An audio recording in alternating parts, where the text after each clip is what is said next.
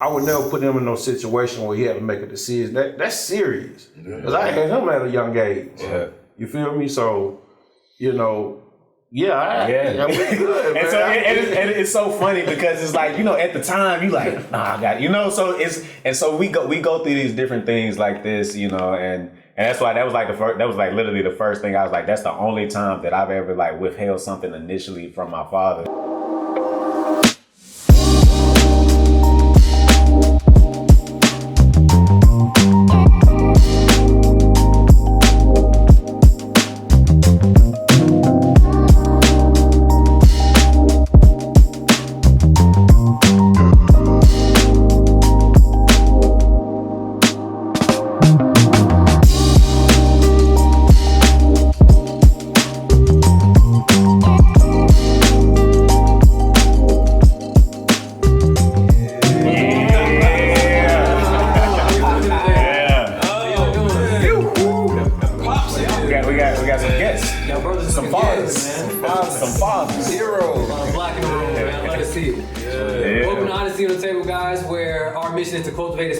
Where vulnerability, transparency, and humble curiosity serve as healthy roots for individual and collective progress. How we doing, guys? How we doing this week? Doing good. What's going on? Good. Talk to me. How your week been? Focused, active. We've been prepping for this. Excited about it. I actually ended up giving my pops his birthday gift a little bit earlier than expected, just because I couldn't hold it any longer. Yeah, it's a tradition. It's a tradition. We've been doing it. We've been doing this like we never even when we did Christmas. Like it was always Christmas Eve. Yeah, it was. Yeah. My father, he started it. So yeah, I just carried it on. So I couldn't hold it. Yeah. So I was happy about that. I was happy for him to get the gift, and I'm excited for this episode for sure. What's up? Yeah. Oh, y'all know me, per usual. I be chilling, man. You know, I do my thing, bro. Like, I stay focused, I stay on the mission, I stay on my path. And, I let God just guide me. That's it. Got your twin in the building, I see. Yeah. You know what's so crazy? Marlo got this picture of you playing basketball at college. Like, you know, the basketball picture. I swear I thought it was him. I was like, bro, what's going on, bro? Like, what's going on? Yeah, that's back in the days. But I had a good week this week. Just enrolled in school, so I'm excited about that. There you go. And trying to get some hands on just cause. I like that. So I had a good week. How you feeling, Jay? Man, busy, man, on the grind. You know, get your hands in many pots. It's funny, I was talking to a friend of mine the other day. I was like, it's funny how a wealthy man is busy. You know, a wealthy man, not just in the sense of financial, but just mentally too. You're always busy just trying to do your part, pay it forward, and also just try to take care of self. That just requires some work, that just requires some time. But, you know, I'm managing it all, you know, to Lowe's point. You know, it's all through God's grace that I'm here, so I have to take advantage of that while I'm here. But it's good. Good week. My week is good, man. Same thing, Joe. You know, just trying to put things in perspective.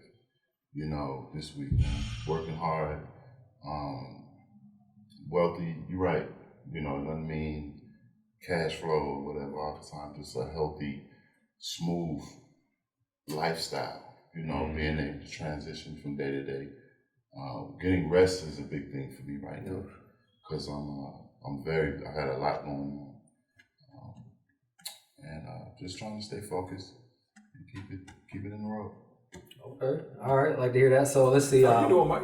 How am I doing? Let's see. I don't know if I told y'all, but I had rededicated my life to Christ. Not too long ago.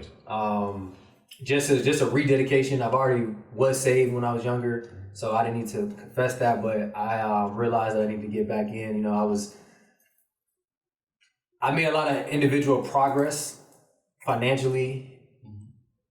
And I would say, you know, moving from getting out of the military, my career-wise, you know, making that transition. But I realized I was very empty spiritually, that it affected a lot of things that went on inside my own house. So, I'm excited for this journey that I'm on right now, this process. And I just, you know, you guys are I know you guys are spiritual people, so just pray for me, man. You know, keep me in check too. You know what I'm saying? Like, there's things I'm trying to do. Trying to stop cussing. It's a big thing for me. I'm trying to take that out of my vocabulary. So I'm gonna give myself 6 months on that. It's a process. It's a process. It's tough work. I'm trying to get there, man. I'm trying to get there. So y'all just help me out on that. That's all I ask. Start somewhere. So. Yeah, I appreciate it. One day at a time. Easy though. I need that. So we're gonna go ahead and break bread. So we're gonna start off with the health tip. All right. So we're going to talk about pulmonary health. Pulmonary health is a respiratory system in lungs. African Americans are disproportionately affected by the diseases that affect the respiratory system. Lung cancer is second most common in African Americans. For us as men, we are 37% more likely to be affected by the disease than whites. Some of the risk factors include, smoking, environmental factors, family history, and adjacent cancer diagnosis. So you can be diagnosed with pancreatic or prostate cancer. It also can intensify and increase your susceptibility to lung cancer as well. African American children have the highest prevalence of asthma. Risk factors include, genetics, socioeconomics, educational awareness, access to insurance, and exposure to allergens and other environmental factors can play a role. But let's talk about the prevention. Don't smoke. Be sure to check for mold and install carbon monoxide detectors. Improve the indoor quality in your home and go outside more often. Doing aerobic and breathing exercises also is very key. And seeking lung screenings through your primary care physician and through your insurance is also very vital as well. I never had that. No, man, I don't do that. Put that on my list for my VA claim. Yeah, lung screener in there. Yeah. I'm scared to take a look at mine. I'm a smoker, boy. Okay, y'all. So let's breaking bread. Also, we have the financial tip. We're going to talk about how to maintain a good credit. We got 5 simple steps. I'm gonna keep it simple. First step is understanding how your credit score is calculated. Your payment history is 35%. The amount you owe is 30. The length of your credit history is 15. New credit you apply for, new credit trade lines or credit lines is about 10. And the type of credit you use is another 10. That's your full 100. Number 2 will be always pay your bills on time. Keep your credit utilization below 30%. I say technically below 16. Yeah, I'm 15. 15, 16. Yeah, do 10%. Give yourself some leverage just in case. And then also stay up to date on your credit score and your report. So on annualcreditscore.com, you get a 1 free full credit report every year. And also make sure your oldest credit account stays open. Because once you delete that credit line, it kind of depletes your credit. And that credit history, again, I said, is 35% of what your credit score is based on. Also, how to steps to establish business accounts as far as business credit. First, you want to build your foundation. When I say that, basically your LLC, your S Corp, or your C Corp. Let me know if I miss anything. You're going to register your business. Also, you're going to get your Duns and Bradstreet number. And then within that, you're going to get your terms of vendors. When I say that, that means your net 30, 60, or 90s. With that, you want to get a proper business phone number to establish. And as we discussed earlier, you want to do your trademarks, copyright, and all that to secure your business and also protect your business. And then the next step would be open a business account, checking and savings. Make sure you pay your net 30s on time to also build that lender leverage to file for more business credit lines, and also just maintain your credit as you do your personal credit. Got anything else to add? I want to add something to that actually too. Also, just as important is to get a business number, it's also very important to have a business address, and you want to separate from your home address as well. That's one thing I've learned throughout my process of different businesses.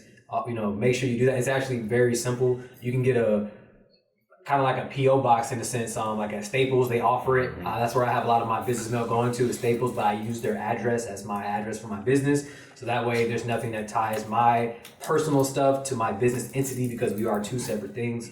So that's just a big thing too. Also, I would recommend to also get a business email account, not whatever your business is at Gmail or Yahoo.com. Have it say yourbusiness.com. It's very cheap. It's very cheap to get a domain name. It's $5 a year. To get an email on that, it's another $10 a year. So you're paying $15 to look established, at least before you walk into your blessing. So that's another thing I just add.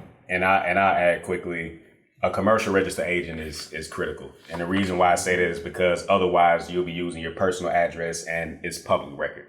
So in establishing a business, creating a corporate identity is important. And so similar to the birthing of a child, it needs to have its own name. It needs to have its own social security number. It needs to be separate from you. So a lot of times for us, we try to go the easy route. Oh, I don't want to pay $9.99 for an iPostal US business address. I don't want to pay $125 for a commercial registered agent. And now you've created a situation to where your business is looking personal. So now when you're thinking about because I always be thinking about capital in the back of your mind.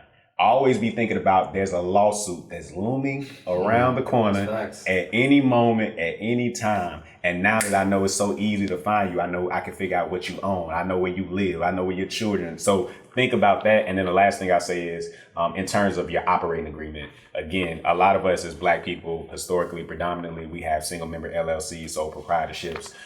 You need to make sure that you have a carefully tailored operating agreement for your single member LLC. And you want to make sure that you're structuring it in a way where it makes sense. One of the most important aspects is the capitalization table, right?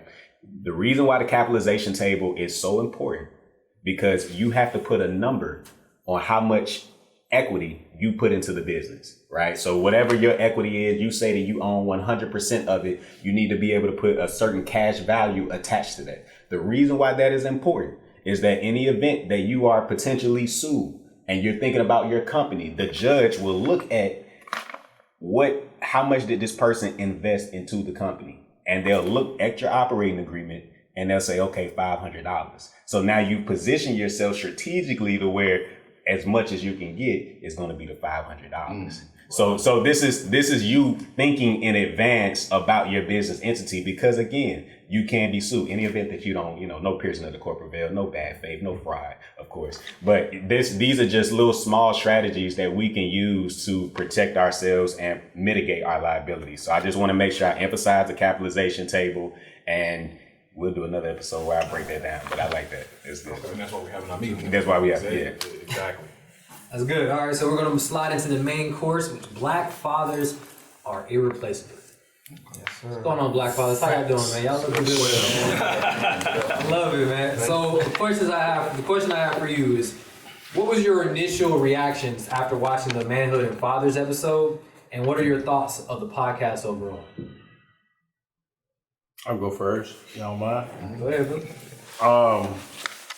Just proud to actually see my son just there, just spilling out the things that he was taught growing up, not just by myself, by my family. Our family is very tight-knit, from my father to my mother and on and on.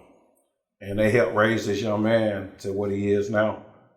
So just to see him do these things, it's like watching a movie, like a superhero movie. This guy, he all over the place. But that's what I expect of him, So some parts of me shocked, and some parts of me, that's my boy. If y'all can understand where I'm coming from, But I'm just proud. That's the one thing. And that go for all you young brothers, y'all guys, y'all got it going on. I like y'all dynamics. All alphas, y'all alpha males working as together. You have your part, your part, your part, your part. Y'all able to fall back, no ego. That's very important for our folks. That ego, want to be the big dog. And when I seen y'all guys, how everybody got their spot. And it's a beautiful thing to see. And looking forward to seeing more of it. You feel me? Yes, sir. Yes. Thank y'all, bro. I can say thank y'all. Appreciate it. Keep doing it. Thank you for watching. Oh yeah. He done. I'm proud as well. And my initial take on it was just that, man. I was proud to see you guys able to come together, like my brother said, and do something together collectively as young black males, man. It's awesome. I always say that our young brothers are doing way better than the media gives us credit for. We'll see shootings every day on TV, but I'll never see this. You know what I mean? So that's the biggest thing, man, for me, you know, to watch y'all on this platform doing something together, you know, as brothers, and it's to uplift us all, you know, something that's meaningful, you know, the things that we don't get credit for. You guys don't get credit for in this young generation, man. You know, they'll sooner put a gun in your hand than they will a mic in front of you, giving out the sauce that we all need, man. You know, you're talking about some credit stuff, man. I'm in here, I'm all ears, because I can't wait to pick your brain, man, because I suffer from some fear of wanting to move forward and building my own business, you know, and with you and you guys, the information that I can get from you guys, it'll set me up in a space where I can overcome that fear. You know what I'm saying? It's really simple to do, you know, with taking the right steps and having the right people in your corner. So to see my son able to help me move forward in some things that I want to do is amazing to me. It's like I didn't see that coming. You know, I would assume have thought I would have got the information from Big Elijah, then, you know, my son, like I would have went to him first. But now I know I can come to you guys, you know, the seeds that was planted is, man, it's amazing. It's amazing. I'm proud, very proud. Yes, I'm proud too, because it's amazing just to see just young men just actually come together, put their brains together to develop tools that will help other young men. And I'm really proud of Marlo because he had a business mind when he was young, and now that he's developed it and moving forward, it helped me a lot. You know what I mean? I learned a lot from him because he likes to read. I like to read, but on my own terms. So he reads a lot, he studies a lot, and he gives me the ambition to do more. So I'm really proud. Okay, that's what I like to hear. All right, so fathers, describe your son and what you respect about him as a man in this current stage. And on the opposite, sons, I want you to tell me what do you admire about your father the most? I'll go first, man. Proud of this guy on so many levels. Just the tenacity. You know, we used to tease each other about the OCD. You know, he goes hard for whatever it is. You know, he know how to lock in and get focused and go hard in whatever area. You know, I've seen you do it physically with your gym thing, your school, you know, your family. You know, you was in Jersey when you came back, you said, I'm gonna get with my grandmother and my aunts, and you know, you started making rounds, and you was on all the scenes and shit. You know, just your tenacity for able to put your mind to what you want to do and carry it out. Very, very, very, very proud of you for that, man. Because I'm scatterbrained. I can come up with some great ideas, but I didn't have that stick-to-itness that you have, and I like that, man. I'm you know, everything that I envisioned for myself, you're doing. You know, and so no matter what I thought I was doing in raising you, you caught it. You got it. You know, they say you didn't have to catch up, you just catch on. And you caught on, man. And I'm proud of you for that. And regardless of what some of the holes may be in a relationship or whatever, you got the gist and you ran with it. I'm proud of you for that. You know. Thank you. And I'll just respond to that. I think it'll just create that linearity going down the line. What I admired and still admire about you is that I'm seeing my reflection. So all the things that you were teaching me and putting me on when I was younger, I remember that. And that's why I hold it so dear, because, you know, when I look at you, I do see myself literally, you know what I'm saying? So it's like, wow, when you're making decisions and you may make costly decisions that may lead to mistakes, sometimes I think, even though it's all a part of your growth and learning, I'm just speaking for myself, but when I made those choices, those mistakes, I would think like, Dad taught me this, or Dad would say this, or that. I knew better. So I will feel the shame. I will feel that shame or that guilt or that accountability casted down from your eyes, even if you weren't present. And then that would be something that I would use to correct myself and move forward. And I also admire the fact that you were always open to talk and to have me to lean on, and you would lean on me too. So it would be a mutual thing. And that gave me enough reassurance to know that I can do it because you gave me the foundation to do it. It may not be from like a materialistic thing, but from a principle standpoint. Again, you know, I'll never forget growing up, you know, you telling me leave the lines in the carpet when I'm vacuuming, make up the bed, make sure if the bed and stuff isn't made up by the time you get to the house for lunch, I'm gonna have to settle for what's ever in the fridge and not that Wendy's that was outside of the complex, you know what I'm saying? So those little moments of, you know, delayed gratification and then how in terms that little thing became an aspect of exercising self-respect. Like you would want to make up your bed in the morning, and you would want to make sure everything is nice and neat, and you would want to make sure, you know, you're well kept. But when you're young, you're just doing it for whatever it is to gratify you. But in time, because you never wavered from doing it. I think that's the thing too, because I've seen you always continue to maintain a sense of, you know, well-keptness and self-respect. That was something that I knew I needed to have, period. So that's something that I grow to admire and continue to appreciate about you, is that, you know, I'm in my reflection, I'm continuing to master the things you taught me. Good job. What I love about my son is that he does everything that we talked about,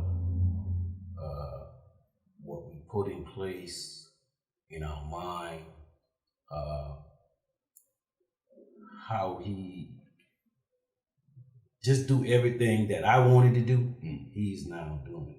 So far as going to school, going in the military, securing yourself, and I got a lot of respect for him. You know what I mean? I wasn't in the house when he was growing up. He actually became the man of the house and respectfully take care of his mom, took care of his daughter, his sister, and I really respect him for that, because I wasn't there, and you know, those things happen, difficulties, we can talk about that at another time, but I love this guy because he's doing everything I didn't do. Not that I didn't do anything, I went to school and all of that, it's just that he planned, he put things in perspective, he's on his grind all the time, every day, you know, and I love him for that. Sure. Okay. I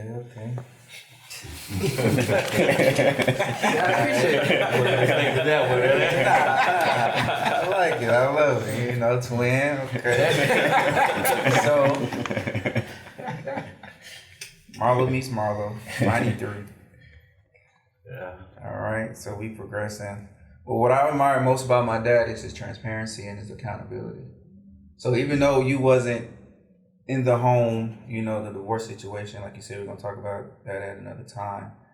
Your transparency and your honesty about what went on and the accountability that you took taught me a lot of lessons. So when I was learning from your mistakes, because you was telling me your mistakes, you know, we used to have them hour-long conversations in the car when you used to get us for the weekends and stuff like that. I'm here with it. So now as I'm growing up, I'm reaching 12, 13, one already being the man of the house with mom and little sister, I was taking those notes of the accountability that you took, and I just went with it. And then also, you was big on reading. You know, I remember the thing where I was little, and you still want me to hop on this Hook on Phonics. Y'all remember Hook on Phonics? Yeah, I couldn't stand that thing. like Schoolhouse Rock, bro. Yeah, man, he wanted me to do that Hook on Phonics so bad. I was not feeling it, but I locked in. I did what I needed to do, and I just appreciate you most just for your transparency, and that just gave me the guidance to, one, be myself, and also be more emotionally in tune as well. You never came to me as, oh, don't cry, don't do this, because, you know, just be in tune with myself and learn how to, one, be vulnerable as well and be transparent. And then I learned that accountability for myself as well. So when I went through my transitions in life, I was able to be self-accountable and also just turn all that into a stern discipline to be focused and to accomplish the things I need to accomplish in life. So I thank you for that. Appreciate it. Next. My son, my hero. This guy has mental obedience. And I just see another part of me doing it's right quick. It's weird in a way that us three big dogs here come from three different places. But man, we raise our son. It's weird. I'm listening to everybody, and all our stories are the same. It's like we one person. It's weird to everything. What I gotta say about my son, y'all already said it. To be honest with you everything. What y'all said about y'all son, same thing I said, man. I really can't go no farther than that. I'm just proud, you know. And just like I said, I tell my son, I just see him as a different part of me, you know, doing what I want to do. The fear that you spoke about, I'm going through that right now. Wow. And guess who helping me? This dude. It's crazy to me. I'm really enjoying this. I don't want to get thrown off of them, but I'm just really enjoying. It feels good, like a therapy session or something. Yeah. But like I said, my son, man, he mentally obedient from the time. And we didn't grow up I didn't raise him. Me and his mother, we same thing. We know Big Dog. We know what we went through on that one. So, but I made sure as a young father, I was always there. Always. Every event, anything, field trip. Man, I spent so much money at Walmart on projects, man, it's ridiculous, man. On point. Because of my father. And like I said earlier, I was just doing stuff not even knowing I was doing it. But like I said, at the end of the day, just proud of this guy. I love this dude, man. This is my dude here. Go to war for him, you know. But like I say, the similarities that we all have in our sons is weird. It's just, it's shocking, you know, that we raise these boys into men and look at them now. Yes. You know, I need them all the time. When I got a problem, I call this guy. You know, he that go-to guy. You know, it went from my father. He was the go-to guy. Then my father passed it to me, and now I pass it to him. I fall back, let him do his thing, let him shine. I don't did my shine, so now it's his time. He the head of the family now. Everybody go to him now. Me, I'm just old school. I fall back. I'm just an advisor now, you know. But like I said, at the end of the day, just proud, man. I just, words can't even explain, my son. Yes, sir. When you have your boy, you'll see. You'll understand what I'm talking about. Sometimes the words, we got words, but it don't hit the same, you know. But like I said, at the end of the day, just proud that you maintain, you stand your ground, and that's the way you was raised. Right. That's what's up. Pops. Any of you guys got kids? You got kids? No. Ain't no granddaddy yet. Yeah. That's something to be proud about right there, man. Yeah. Having kids out of wedlock and stuff like that. Yeah. That's something to be proud about. You know what I'm saying? Yeah. It's lovely. You know, and even answering this question, you know, Pops, you know, you've been my superhero. You and Granddaddy for a long time. And you never had to say anything. It's what I saw you do. You know, how you and Granddaddy approach things. And a lot of times, for me as a man, I realized that the strength was in the compassion. That even though, you know, people knew there's a certain way that you need to approach my pops. There's a certain way that you need to approach my grandfather. But when they came and they talked to you and my pops, he'd sit down and he'd talk to me, I never felt like my father was ever coming at me. It was always I've never felt abandoned or he was against my interests or there was some type of envy. He was always there hey, look, son. And it relaxed me because it allowed me to understand my role and how I'm supposed to develop as a man without the ego. Where I can come into a room and I can say, okay, this is what you good at, this is your thing, this is my role. All right, this is how we can work together. And my pops was always focused on the bottom line. What is the common denominator? I don't care about all this other stuff. Where do we have commonality? And I take that same approach into how I apply whatever it is that I do. I think that what I admire most about you and my grandfather, you never complain. I can't say not one time when my pops was like, man, I gotta go to work, man, and go pay the bills and I love work. No, it was when I was growing up and I you know, before Pops had got the house and you know we were at Grandma and Granddaddy's house and Granddaddy get up, you know, for work at 5 a.m. You know, go warm up the hot links, you know, and a little sausage sandwich or whatever. And I'm talking about it's cold. It's freezing cold out there. And my dad, he works in construction as well. Not one time. And so in my mind, when I'm going through things, I look at my situation. I'm like, I don't have no kids. No. You gotta lock in. You gotta focus because I'm looking at what my pops did, and I'm saying, man, that's the standard. You know, that's the bare minimum you could do is not complain about your situation.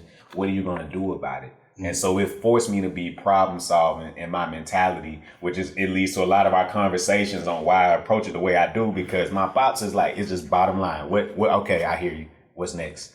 And the discipline is the next thing that I think was paramount, because my father would call me, oh my Lord, every Saturday morning. Now, you know, we weren't in the same house, all right? So when I got my driver's license, that would seem like a reason to come cut the grass every day. I don't know what that is, but that was it, all of a sudden it was like, yeah, so I got tired of that. Yeah, it's like, yo. This is why we stay in apartments and condos.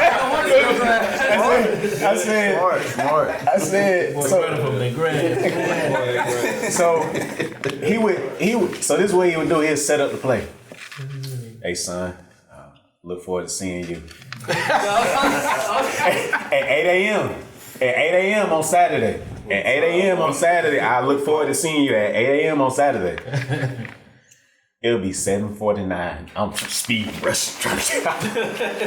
I'm speeding. My pops will call me at 7:58. Hey son, where you at? I'm en route. I'm Always en route. He always in route. Always en route. You're out though. I'm in route. You start putting that location on your phone. So No, for real. We had it then. So I just took the word for it. I'm like, you know, and then he would make me go in a straight line cutting the grass, and I would be like, man, this is, you know, as a child, you just like, man, this is just aggravating, but over time, you understand the importance of the routine, the regiment, and the discipline, and doing everything, giving it 100%. Everything you giving it 100. You not, and that was something that my pops was real bone. You're not half-assing. Yep. And that's something that we tend to do as a people. Yeah. We know when we not putting forth 110%. We know we made a promise to ourselves that we were gonna go to the gym. We didn't commit. We didn't stick to it. We made a promise that we were gonna start whatever venture. We didn't commit. We didn't stick to it. And what my pops used to make, if I didn't do it right, I would have to do the whole thing over. And so that was that. So in my mind, that's what was always hunting. I'm like, nah, I'm not doing this again. So I say that to say, you know, the discipline, and also lastly is the respect for the hierarchy. I come from a patriarchal, you know, and we have a hierarchy, and we respect the roles and the order. And so the deference that I saw my father give my grandfather, that's why it's subtle, but even me, I'm like, hey, Pops, this your chair. It's not a conversation of, oh, well, this is the podcast and I'm here. It's automatic. You know, it's automatic respect, you know, and we've learned to know how to agree to disagree, and it's respect. Pops, I didn't necessarily agree with this, da. That's cool, son. All that come from my father. And so conversation. And so I say that to say I truly appreciate that, because it allows me to establish order in my own life, where I know how I need to maneuver and position myself, and how I need to interact with certain individuals in terms of just garnering that type of respect and paying respect, which goes back to what I said earlier. When I passed the bar for Georgia, the first place I went was my grandparents' grave, because the honor of what they did for me to even get here, I pay respect to. So, yeah. Good job. I like to hear that's what's up, man. That's, you know, a little thing. I'm gonna shout out my pops real quick. He couldn't be here today. He don't really do the camera scene. But one thing I respected about my father when he was raising me is that two things. One, my dad was always there. Like, don't matter what was going on, what the situation was, what he had going on. I mean, he would fly from, you know, working from out of state to make sure he's there at the time he said he's gonna be there. So I always respected that about my father. He gave you his word. He always kept it. That's one thing my father always told me, you know. My dad said we always want to come here, you know, with two things, you know what I'm saying? It's like, you always got to keep your word. That's it. What's the two things? I don't want to say the other thing. I don't want to say the other thing, man, you know, but that's one thing I respect about my father a lot. Another thing, too, is that my dad, he instilled a lot of confidence in me. As a young man, you know, I'm a junior, right? So, you know, he's a senior. He always called me junior, number one son. You know, sorry Taylor, sorry Chris, but I'm number one. But he always had that confidence in me, and I didn't really realize that until I grew up and walking in the rooms I did. My dad was always, you know, he would be the, you know, the loud one, you know, not the loud one, but the most outspoken. You know, he greets everybody, make sure, hey, how you doing? You know, what's going on? And that's all. I would say that those are the things that he instilled in me a lot, which was to keep your word, and to also, you know, just be confident. Even if you don't know what you're talking about, be confident. You know, make friends, you know, talk to people. You're not the smartest person in the room. So I respect my dad for that. So just wanted to put that out there. He hear what you know, man. You are your father's son. I am my Straight father. up. Which is crazy because I try so hard not to be. I try so hard not to be. But every time someone's like, you're like your damn daddy. I'm like, we did too, man. It's a part of it. That's just the way it is. Yeah. So the next question I have for the fathers is, have you ever thought about your, like, looking back on how you raised your sons, have you ever thought about the methods that or practices that you did to raise your son? In the sense of, you know, do you, like, how would you, I guess, rate your performance as you feel as a father? Like, okay, you know, from him, my son being the man he is now, 29 years old, but when he was born, did I have that effect that I wanted to have, or are there things that I regret, or are there things that I, that I'm proud of? For yours, Fathers. I go rating wise. I give myself probably like a 10 plus. Like that. Very confident in myself. Sir. Everything go back to my father. So you're gonna hear that a lot. He did things for me that I didn't know he was doing at the time. Right. One story, if y'all mind. I had a hoop ride back in about 16.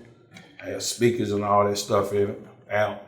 We used to bump back then. So, but I ain't know nothing about the battery. Battery always go dead on me because I'm bumping all the time. Like park it, go to the store, leave the car running, bumping. So one day the battery go dead. Boom. I payphone. No payphone. No, y'all call you that, but for the payphone.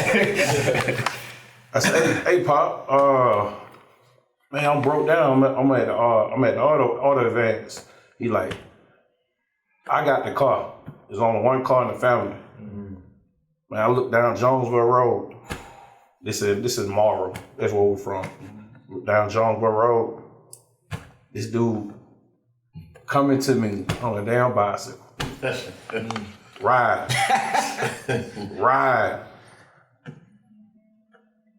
I had so many things like that. It just programmed me.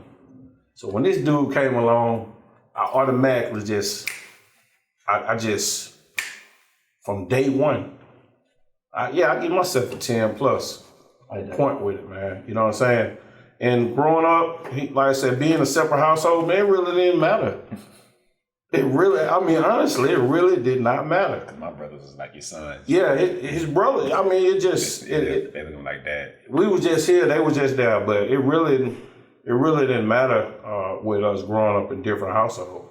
Because the way that my father raised me, his influence was so strong on me, I took that and I put it on my son. And his mother, auntie, everybody, I made sure they understand. I'm coming to get my boy. Ain't no question asked. No disagree. I don't want to hear nothing. I need to know what he doing at school. Oh, the field trip, I'm there. Christmas party, we used to have Christmas party back then. All the time. I'm there. I'm there. My job, I let him know, hey, I'm going to see my son. All right, Eli, you good? Go ahead, man, you good. So I'm that guy, you know what I'm saying, when it comes to my son. So like I said, rating wise, 10 plus, I think I did a good job with him. I think my family did a good job. Because he was raised by strong men and women. Both our families. Because the women in my family, they no joke. They bring it. They Southern women. So you got to respect that, And that's how he was raised. He was just raised with love. This boy barely cried when he was a baby. Because me and his mother, man, we just raised this dude with love. That's all we put into him. Love.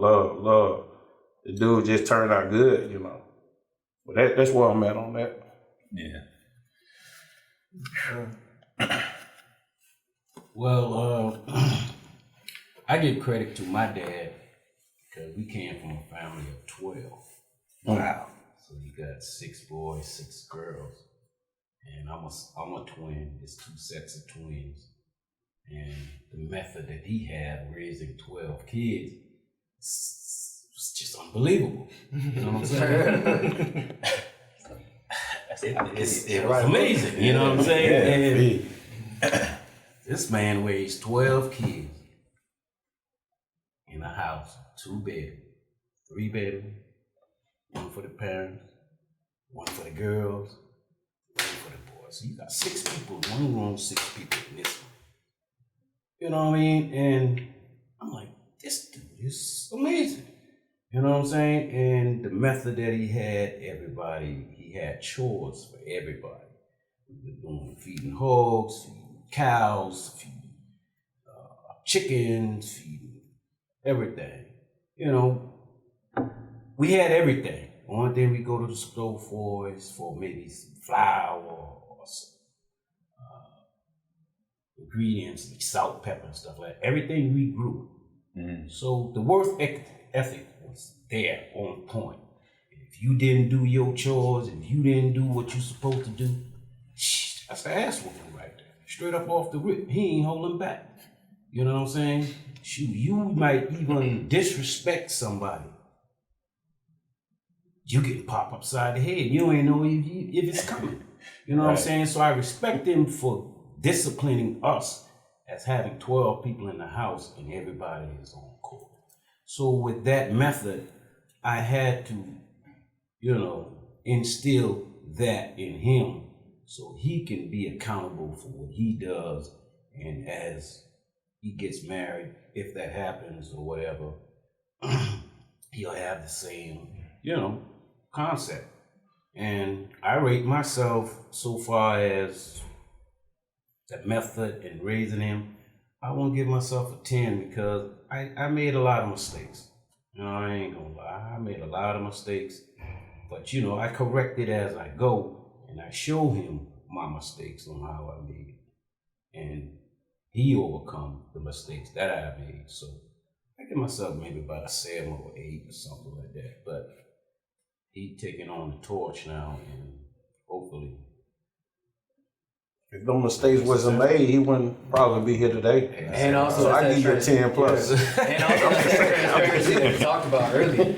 At the end of the day, you was very transparent in everything that you did. So regardless if you made a mistake or not, it's still a lesson. Absolutely. And even with that, I have another son out of wedlock before him.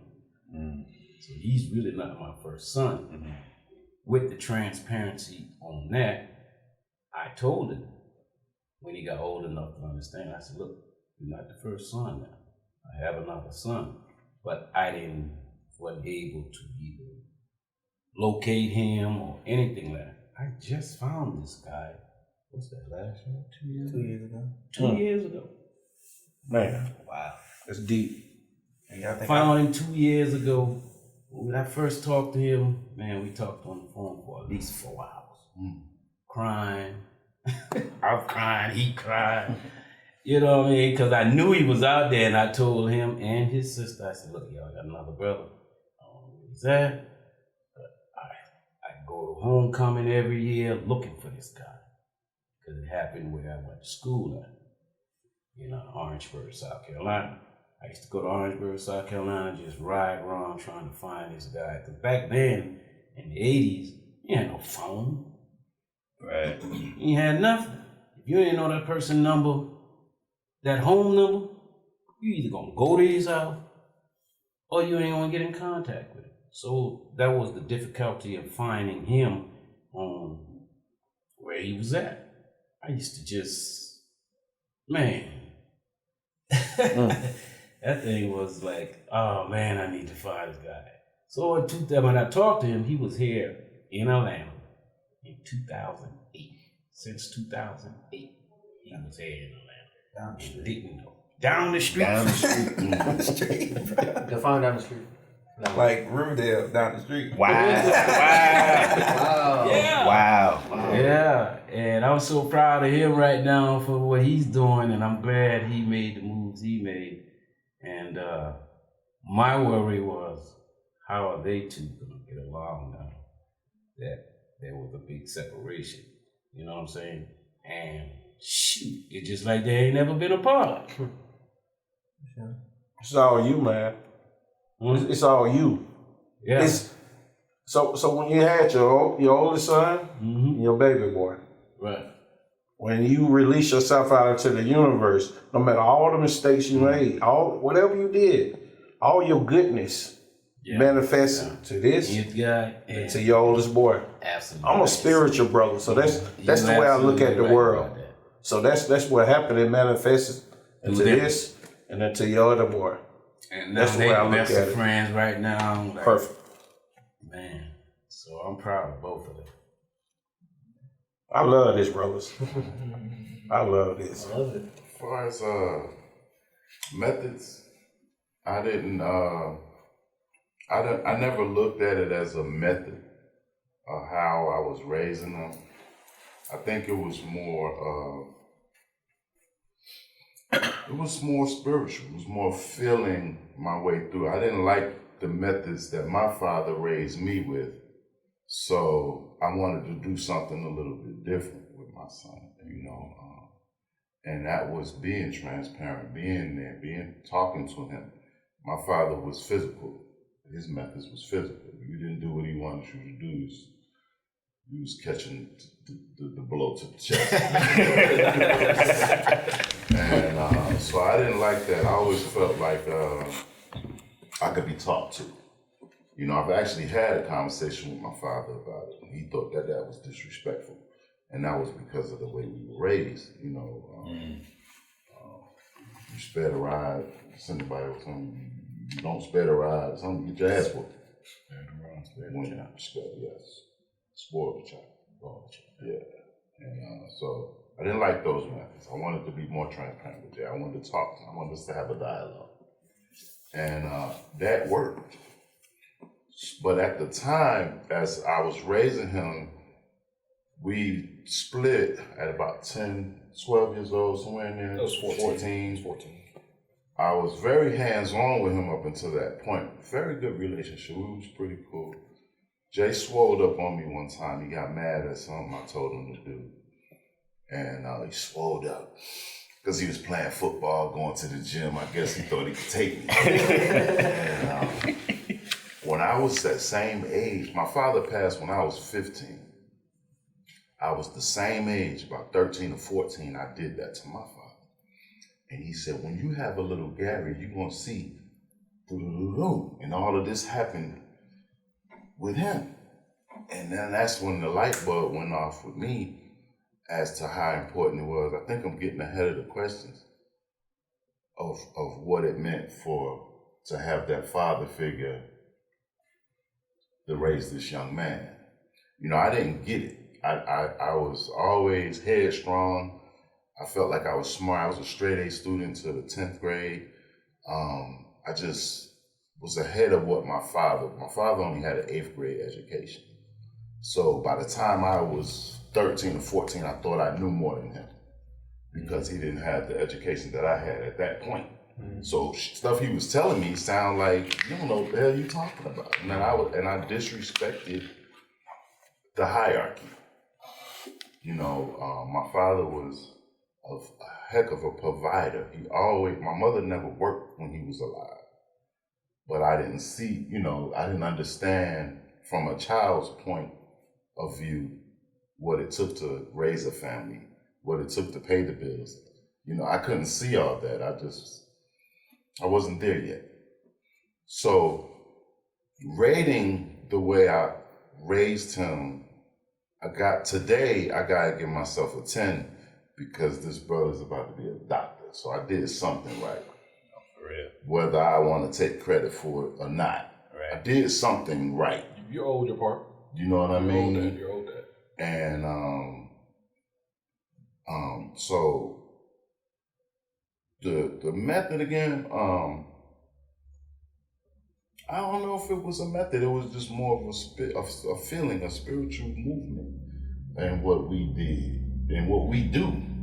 You know what I mean? It's not even about trying to make you do anything. Although we did have the football issue, but that wasn't trying to make you. It was just a path that I saw for you, and then by you making the decision to do what you wanted to do. Of course, like you said, you knew I was gonna hold you accountable to that shit. I was gonna hold that shit over your head, and you knew it. So to give context, I was playing ball and I wanted to stop playing football, and he was like, "You can take this all the way if you want. You really have it in the palm of your hand." And I was like, "I want to focus on academics." And I said, "What?" Academically, that was my exact response, but the guy took off. Like at that point, he was already a pretty good student, but I don't think he got a B since. And this brother's working on a PhD, summa cum laude with the bachelor, summa cum laude with a master's, and still on that same level, going into this adopted it, and I'm proud of you, man. You know, I guess I do have to take some credit for it. Yeah, you know of what I'm course, saying? of course. You knew what it was going to be. Nah. This is my man, $100,000. He took the ball, man, and ran with it, man. You know, and I'm proud of you for that. I like that. Look at that. That's beautiful, brothers. I love it. All right, so sons. Yeah. What is something that you couldn't wait to express to your father once you became a man that you kept to yourself due to fear or hesitation? I think I know this one. Jen, I'm starting with you, man. Say the question again, Mike. I'm gonna say it one more time. All right. So, sons, what is something that you couldn't wait to express to your father once you became a man that you kept to yourself due to fear or hesitation? So it doesn't just have to be fear-based. What you holding back? Nothing. Yeah, I'm trying to think. Yeah, I mean, I was Really? thinking about that. I think I'll start. I think when me and you had the conversation a few years ago when I said when I said about the proud thing. Mm-hmm. I think that was the moment where that was it. That was the only thing I needed to say. Because after my dad and mom had parted when I was 14. Like he said, I was pretty much his apprentice until I was 14.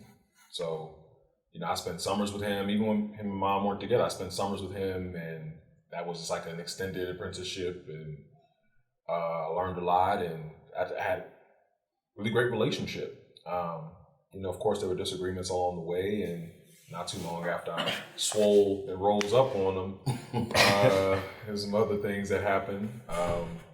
And then mom and pop split. And then just life just kept moving, man. But I think I was very fortunate to be able to close the loop with my father. A lot of black men, don't have the opportunity to grow up and mature and to live and experience and grow wisdom enough to come to their father and say, I understand.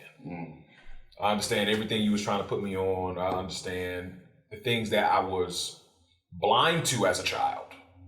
That, that accountability I was trying to hold to you or mom, whatever, I understand. I was very fortunate to be able to continue to live and continue to experience and continue to make mistakes and continue to just garner my life lessons to be able to come back around to you when I was 25 and have that conversation, that open shared conversation. And that was what broke the dam, actually, in terms of any kind of fear, hesitancies, resentment, contempt, all of that went away when I was 25 and I was able to step up and just say how I felt to you about some of the personal things that may have caused a conflict between you and I or whomever. So now to this day, I mean, I feel like me and you are great. We are. This is, it's, I could be more proud to be your son now than I ever was growing up. Granted, when you were young, you always look at your parents as a superhero. You always admire and, you valorize them just naturally as a child. But when you're an adult and you have your parent, you're living as a human being in this life. You see how hard it is to be a black man. You see how hard it is to raise a family. You see how hard it is to try to establish your own and become self-sufficient.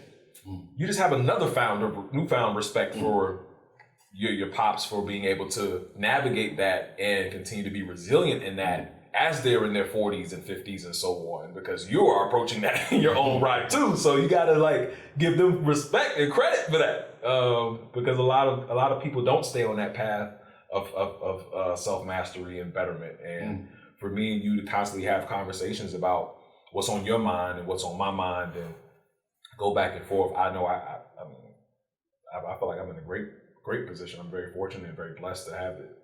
And so as I stand today, I don't have anything that's worth noting and being, that's left out. What's up, brother? Same for me. Like I said, we always have transparent conversations. But I know one thing I can piggyback on is you was right. Oh, now I'm ready. Right. Tell my father. Yeah, you was right, man. And only only thing I will regret is where I get that you was right from. I should have moved in with you, bro. Oh man, bro, my daddy. You had that conversation. My too. daddy was begging me like, for yeah, years yeah. after years. Son, you need to come with me. Son, you need to come with me. Your mama can't raise a man. And I was being a Leo. I wasn't hearing that shit, bro. I'm cool. Yeah, I'm good. Mama had the good life, and my dad had the hard life. And I told him, but on the back end, they all came back. Yeah. It became a hard life once I got on my own. And I feel like if I would have just took the opportunity and just listened, then I feel like I would have been even more further than what I am now. So I just want to say you was right, for sure. Yeah. That's hilarious. Yeah, I agree. My father and I, we tend to be pretty transparent on everything. So one thing that I thought about, no names will be mentioned, is prom. Okay. Now you remember prom? Junior or senior? Yeah, which one? I only went to one. Yeah. Pop, yeah, we got pictures of this. Yeah, this was a big moment, and I remember my father and my mother telling me about how they were high school sweethearts, and then I would speak to my grandfather, and we would build brick barbecue pits together. And I asked him, when did you know grandma? And he would tell me high school, and and he was like, I'm not gonna fatten up a frog for a snake. I didn't know what that really meant, but it was like, okay, I get you. And I was looking at my relationship at that time, wanting it to be like, this high school sweetheart, you get married, you go on and so forth. And so my parents and the parents of the young lady I was dating at the time, they were fully invested into, our relationship. It was like our parents were like the counsel. And so we were going to prom, and we had, had a situation set up where, had a hotel. Okay. His situation. We know. Yeah. So it's a, and I remember my mom calling my pops like, you need to pay for the hotel, right? So and my pops was like, all right, so I'm gonna go ahead and book it, and we had been together for over a year, and it was genuine love. And I looked at this person I would be with them for the rest of my life at that time. And so I remember, and I never told him this story, so this is a good story. I remember we get there, and for whatever reason, she's not ready. Okay. And it's 4 a.m, and she says, I need to go home. And yeah, we at the hotel. It's 4 a.m. And that means you would have got back from prom around like 12? Yeah, 12-1, and you trying to make some shake, and because 2 hours. because the hesitation is like, I'm like, I'm making my pops proud. Like in my mind, you understand? Like in my mind, this is what I'm internalizing, where I'm making my pops proud. Like, because I didn't just give my, virginity to anybody. I did it with somebody that I'm in love with and I plan on being with. And now we're going to be together forever. So this is my step into manhood. Mm-hmm. So I'm looking at it like, and then pops pay. And I know how my father is with coins. My pops, my pops does not like to pay any extra. So I'm like, Red roof in. Red roof in. Back then, man. So I'm looking at it like manhood is on the line. Mm. So I'm gonna tell you what I did. So I take it back to home, whatever, I'm feeling embarrassed. Mm. And I literally go back, instead of me going home, which I really wanted to do, I go back to the hotel and I stay there until the morning, just because I'm thinking that was what that's I'm letting the fan. I look weak. It didn't happen when I thought it was gonna happen. It happened later, But that at that time, I'm looking at that with that hesitation of like, dang, I might be letting my pops down because I didn't seal the deal. You know what I'm saying? So I'm feeling embarrassed, humiliated, etc. So I go back to the hotel. I'm in the hotel by myself. I couldn't even sleep, until 9 a.m, until checkout. I leave, I get back, I call pops. I'm like making it seem like, I thought it was all good. Yeah, so you know, and I never like withheld anything from my father. So that's like one thing where I can say that was a situation where I felt uncomfortable in that, because I felt like I was letting him down as a man. On the flip side, my expectation wasn't even for you to do anything. Yeah. I mean, your mother said you want to get your room. Get your room. You make a decision. I always taught you, hey, you gonna do this or you gonna do that. So my expectation, man, I was at home chilling. I wasn't even thinking about it. And this is the irony. I'm straight up. I wasn't even thinking about it. I wasn't even thinking the next morning. I ain't thinking nothing about my son did this, did that. Right. I just provided him with something and left it up to him to make a decision on what he want to do. No pressure. That's right. Cause I ain't no pressure person anyway. You feel me? I ain't gonna I won't allow nobody to pressure me. Right. So I'm not gonna do that to him. My father didn't pressure me like that. So I would never put him in he didn't know at the time, but I would never put him in no situation where he had to make a decision. That's serious. Cause I had him at a young age. Yeah. You feel me? So, you know, we good, And so and it's so funny because it's like, you know, at the time you like, nah, I got it. You know, so we go through these different things like this, you know, and that's why that was like literally the first thing I was like, that's the only time that I've ever like withheld something initially from my father. That's why I was sitting on trying to think myself. I was like, I was like, and I would have been like, did you smash? exactly, you know what I'm saying? That's true. I don't know, man. I remember that morning. I was just eating breakfast. Man, I was just chilling, man, doing me. I was like, hey, son, okay, cool, man. I would have been trying to get some return on my money. That's just me. Man. I would say that for myself, you know, since my father's not here, I'm like you, Marlo. Like, bro, you was right. Like, Dad, like, you was right about everything. Like, when it came to finances, when it came to just doing things without having a plan, I learned those mistakes from my father. He always used to tell me this one thing. He'd be like, son, ain't nothing new under the sun. Y'all ever said that to y'all kids? Ain't nothing new under the sun. I used to hate that phrase. I'm like, bro, something new, Dad, all right? It's something new. But when I would think about the lessons that he tried, you know, he was teaching me at a young age, I'm like, wow, like as a man now I'm really feeling it and really understanding it and grasping it. I would say this though, as far as, you know, to answer the question in the sense of, you know, what's something I couldn't express to my father, right? Which I did when we had the first episode of the Manhood and Fatherhood. I called y'all when it happened. So my dad was like your father. He was very, very, you know, hands-on when it came to punishment. To the point to where I was fearful of my father. And I didn't know that fear has stuck with me as a man, even currently to this day. Now I love my father and I have a good relationship with my father. But when I say stuff off of fear, like I was cool. Like I can go a year without talking to my family, and they live in Stone Mountain. And I thought that was normal to me. You know, going into the military, you know, leaving out, being shipped off, you know, people boo-hooing on the phone like, oh, my mom, this. I'm like, man, I see y'all graduation. I see y'all graduation. You know, I didn't write my parents. I didn't call my parents every time we had a chance. But I didn't really realize that until I started doing therapy.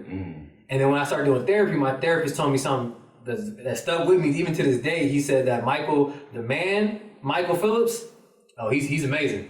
He's doing great. He has a lot of things going for him, but the child inside you is crying out for help. And I didn't really realize that until I saw certain things in my life, you know, that affected it, you know, whether that's relationships, whether that's business, that I moved from a fearful standpoint. You know, I have a people pleasing concept, right? I'm always, you know, trying to make sure everybody else is good. You know, hey, you know, make sure you're happy. But inside, I'm dying down. You know, I'm not really speaking up or saying what I want to say, and that's because when I was a child, growing up, you better not have said nothing. You better not talk back to your father, even if you didn't agree with something, right? I didn't have that outlet to where I could just have a dialogue with my father and it could be mutually respected off of one way. It was, no, it's my way. You're just a child, forget how you feel, and this is how we're gonna move. And it sucks it sucked at the time, you know, but I didn't really realize. I thought that's just how all black fathers were, to be honest with you. I did. You know, because, you know, my dad was there for me all the time. You know, my dad was I'm an Eagle Scout, right? So my dad was a Scout Master. He was raising other people's kids, you know, sons, I loved that about my father, but I was fearful of him, and I always moved off of that. So one of the things, you know, I confronted my father about when we had the episode was that, you know, like, hey, you know, like, this affected me, and this is how it affected me. Now, it was a swole up conversation, I'll tell you that. Guys, we both swole up on each other because, you know, at that point, I was, you know, come on, Doc, talk to me.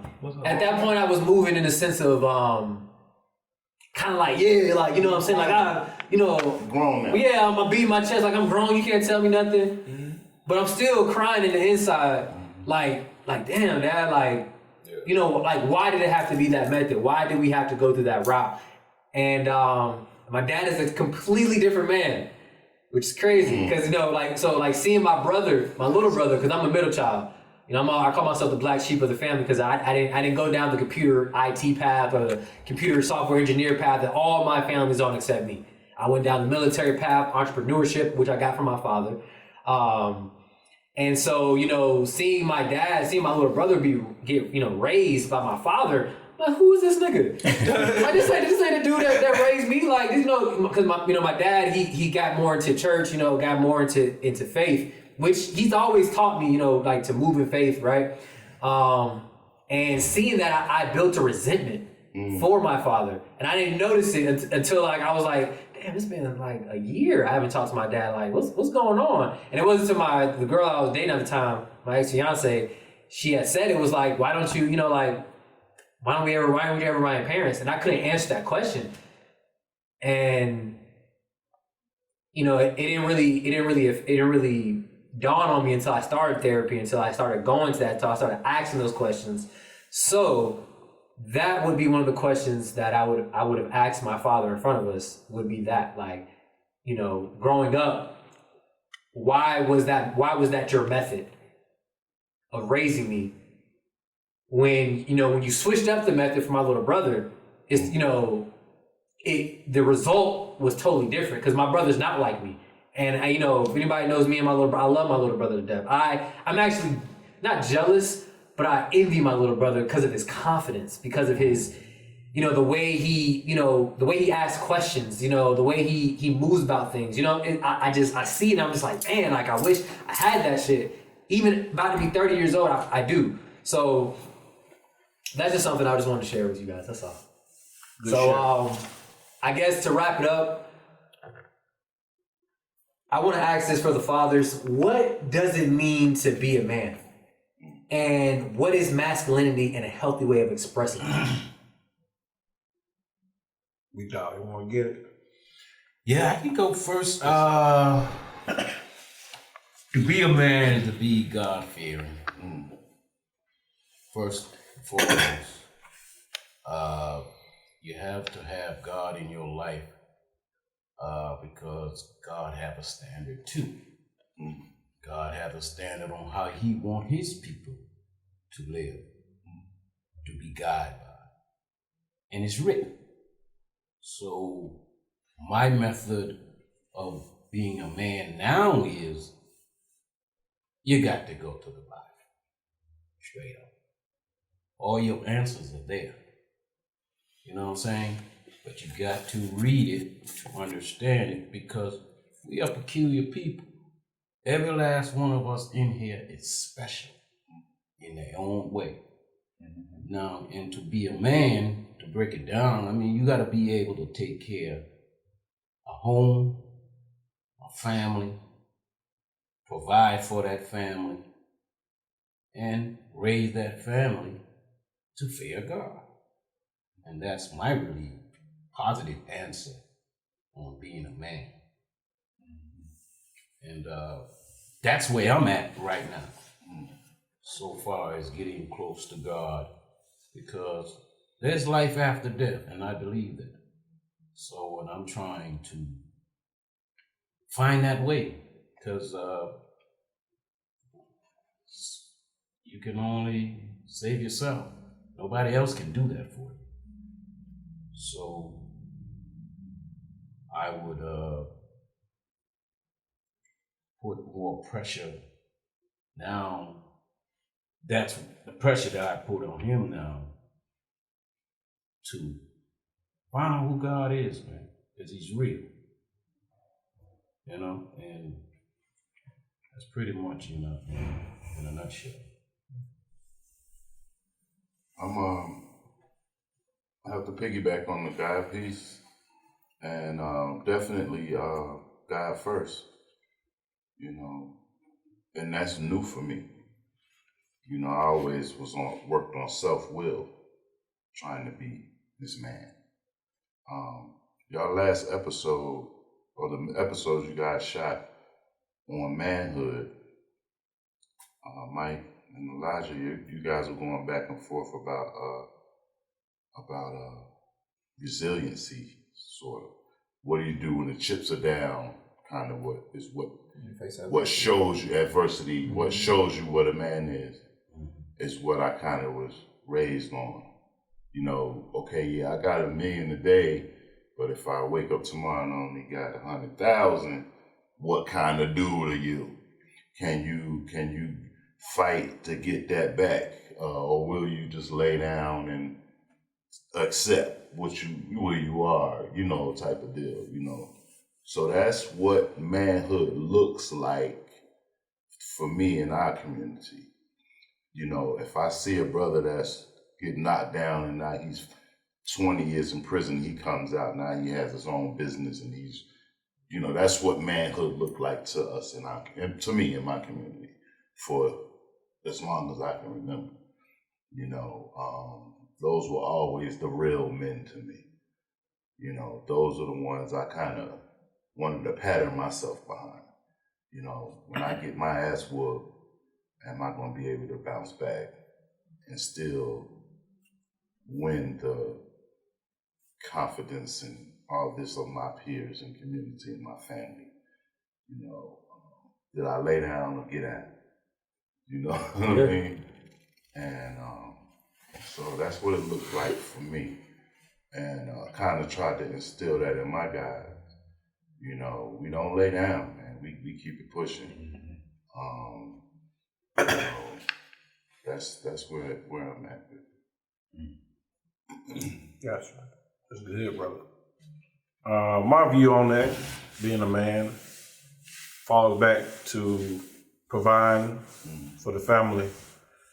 Not only providing, just being a leader to your family and people surrounding your family, because people are always observing you. My father was a leader in our family and the community. He was Mr. Porter. Now I'm Mr. Porter.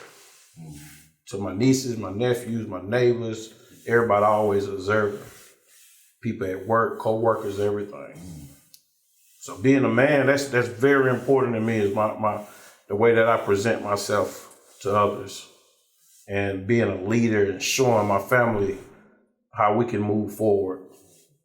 Back to my son, he the leader now of the family. I'm just the advisor. Fall back. If I see something, I see him falling short, I'm gonna pull him to the side. I had that conversation with him, not in front of everybody, but that man to man, that masculinity, that proudness, you know, that strongness. And at the end of the day, the guard fear. Oh yes, we was raised like that from a baby, you know, coming from the deep South. That was a mandatory Sunday morning. Sunday school, not church, Sunday school, you know, and then you go from there, you probably get home about 5 o'clock.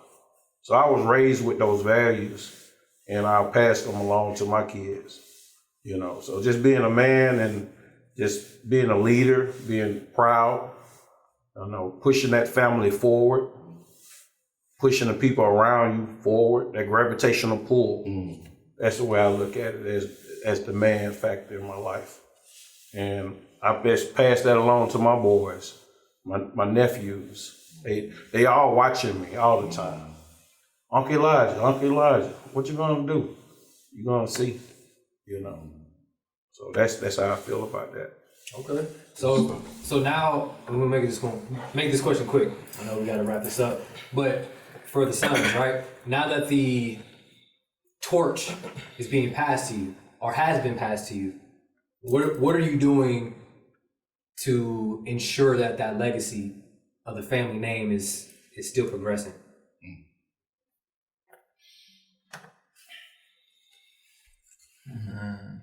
I'll go first then. So y'all know I'm a financial guy. So I feel like the foundation of a true legacy, once you establish it in a home, is building that trust. When we talk about the blueprint as far as legacy and just as far as the community as a Black people, like we don't have that protection, and then we don't have that now that I passed away or now I gave you the torch, this is what I left for you. So it's all about just building the assets and the protection so the family can continue to progress. And we just keep stacking that on top of everything. So the first thing that I'm going to do is start a trust, throw some assets in there, get some businesses going, and then create and start creating a blueprint. So just taking from the immediate men that I know, starting from my grandfather to my father to myself, and just backdate the blueprint to present, and just have that physically to one digitally now and physically, and just write it. Kind of just start a journal of the legacy itself. That's what I'm gonna do. All right. For me, in terms of the legacy, I started the values because we didn't come from a lot, but I never felt like I was without. So my pops talks about not being, with my mom or at the time, there was never one instance where I felt weird or odd, or it felt like my dad was right there all the time. And when I think about legacy, I think it's about showing up, being present, being ready to seize the moment, to seize the day. And even though you don't know the next step, you're willing to take it and being bold and showing that you're going to rely on faith more than the fear. And so when I look at the values that I intend on passing down to my son, my daughter, my family, and the family as a whole right now, I think it's about that coming of togetherness. We hosted an event a couple of weeks back where we just were able to celebrate my grandmother's. You hosted, son. Not us. Yeah. You. Not me. I just stayed on the grill.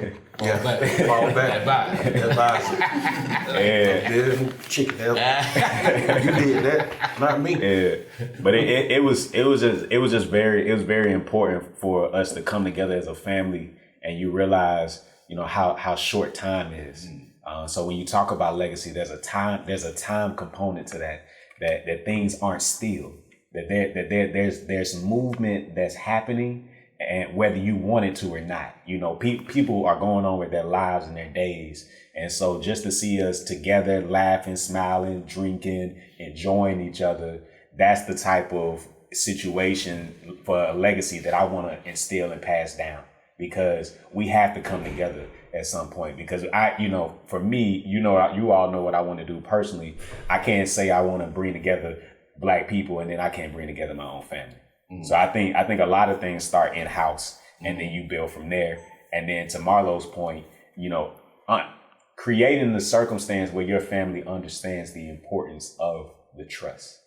And we talked about this on some episodes prior where it was so invaluable for what my father and I did with our grandparents before making that transition, just making sure that certain steps were in place before they made that transition. And I think from the trust to owning businesses to how, you can create provisions within the trust where you have to have people meet certain conditions before they can even get access to certain capital or whatever those means are. Right. And I think creating that for us is so important because everybody's going to view things differently. But if you create a blueprint where we're tribal in nature, we're fraternal in nature, where people are forced to, bond and come together for specific moments and reasons, where initially it may be to get this certain amount of capital.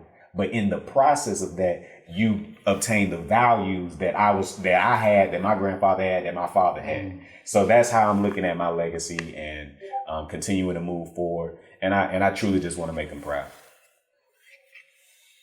JB.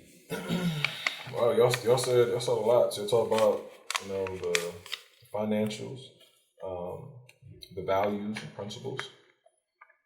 I agree. I think both of those things are runs right in line with my thoughts as well when it comes to legacy. And just the last part I would probably add on top of the financial aspects and financial protections and adherences and values is just the love, man. The love that went into the investments made to take these choices, these proactive choices, to think beyond just yourself. Because sometimes we're in a community and we're in a space where everyone's only thinking about how can I maximize potential for myself? What does it look like for me? What does it look like for us? But it's always still enclosed in your view, instead of thinking about what it means for your children, your grandchildren, or for the people who produced you, that brought you here. Putting all of that in perspective and knowing that love was that common thread, and how you need to keep that in the forefront of your mind. And, and if you have that love there, that means God is there. So therefore, everything that happens, whether you can put as many trusts as you want together, you can have as many values as whatever, at the end of the day, what endures is that love, is that faith, is that understanding that someone had a hand in producing me, and someone starts with me. It can start with you. It doesn't matter if you came from great means or you came from very little means, but if you just had that love in your mind and your heart, and you can learn to endure as you're starting to learn how to gain that kind of power and equity to then be able to instill into others, I think you'll be just fine. So I look forward to the legacy that we're actively building and creating together. And I am prepared and happy to join this ride. It's a beautiful thing, y'all. Well, I would say for myself, I'm a combination of all three.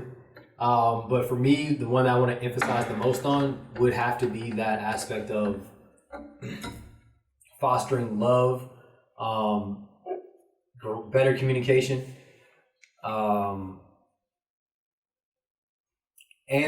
I'm always a financial guy, right? So I want to, me personally, I'm trying to build a legacy for my family to where nobody in my family has to work again unless it's for the company of the Phillips family. So that's something I put a lot of pressure on myself.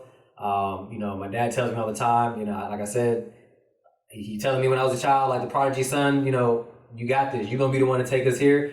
So I wear that with pride. And that's what I plan on doing. So I appreciate you guys. I appreciate you brothers. Appreciate you gentlemen for this episode. It was a lot. Yeah.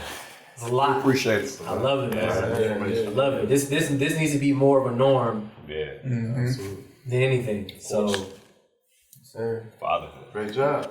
All right, yeah. Yes, sir. appreciate you. It's a wrap. All right, sir. Appreciate you.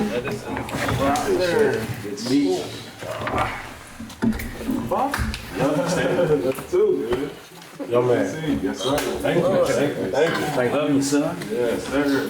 How did y'all come together, bro? Y'all were brothers. Y'all. They went tomorrow. I ain't gonna go. Y'all. It's on the east side, man.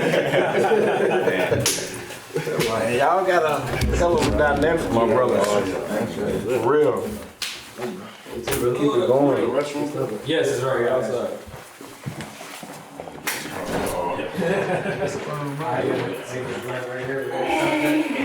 All right, son. I think that turned out pretty good.